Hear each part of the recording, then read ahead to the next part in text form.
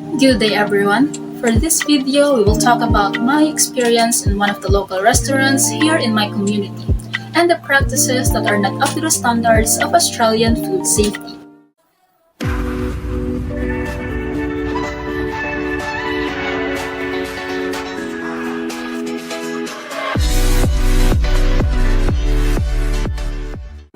Me and my family decided to eat at a local restaurant near our residence, and while checking their posts in their social media accounts, I saw that the place and the food that they serve looks clean and safe.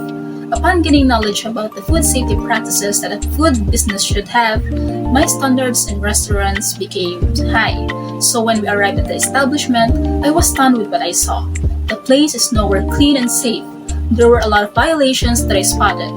There was no social distancing, the tables were not separated by barriers, there were pests inside the establishment, and the staff did not wear proper PPE. And when the food was served to us, it was cold and looked like it was past to the 2 to 4 hours rule. The customer's safety is always a priority, so in cases like this, a food establishments should perform corrective actions that must adhere to the food safety standards.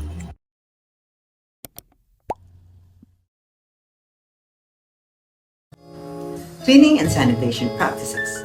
Cleanliness is the most important aspect a food establishment should have. Having proper cleaning and sanitation in the establishment ensures you and your customers that the food that you offer is safe. It is important to always have regular cleaning in food preparation and service areas for you to lessen the potential risk of bacterial development and contamination in the establishment. Therefore, having regular cleaning schedules will not only maintain the cleanliness of the establishment, but it will also control and eliminate the bacteria. Contamination and maximizing freshness. Cross-contamination should be prevented from happening, especially to the ingredients to keep their freshness. For you to avoid contaminating your foods, make sure that all food is covered, wrapped properly, and stored in the appropriate container based on the food that you are storing. Controlled temperatures and frozen items remain frozen during storage. It is important for all employees to know the storage temperatures for the specific foods and beverages they are handling, because in this way, they ensure that the food is still in good quality and is still safe for consumption. And in this way, employees are preventing food spoilage that can endanger the customers. They can control the levels of bacteria that ruin foods and cause sickness by adjusting the temperature. Heat kills germs, but cool temperatures slow their development, preventing them from reaching hazardous levels. Cooling and heating processes that supports microbiological safety of the foods. So keeping food at the right temperature will prevent food poisoning bacteria that might be in the food from multiplying. Here are the procedures that should be followed when safe cooling and heating foods.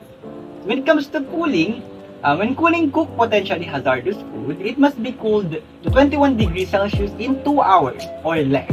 Right? Then cooled further from 21 degrees Celsius to 5 degrees Celsius in 4 hours or less. When it comes to heating, for heating processes, heating it fast to 60 degrees Celsius or higher for 2 hours or less. Then reheating it is possible to do in the microwave, oven, or on the stovetop. Then please also take note that we don't reheat the food more than once. Monitoring of food temperature during preparation. Hot foods needs to be kept and served at 60 degrees Celsius or hotter. If you are keeping it warm for a guest, then put it in the oven at 60 degrees Celsius or at 100 degrees Celsius if that is as low as your oven can go. Right? For cold foods, you must keep your fridge below 5 degrees Celsius. At these temperatures, most food poisoning bacteria will stop growing or they will grow slowly. Right? To properly observe the food temperature during preparation, kitchen staff must use food thermometers like thermocouples, thermistors, oven probe cord thermometers, and more for an accurate reading. Single-use products are made to be only used once. They must be thrown or disposed properly after usage.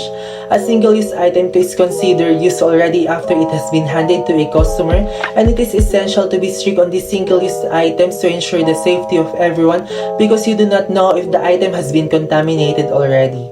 Since we are still in a pandemic, we must ensure that the staff are in good health and condition and should not have any transmittable diseases, especially COVID-19. So rapid antigen testing is a must and have been taken by any staff to know if the staff is positive or not.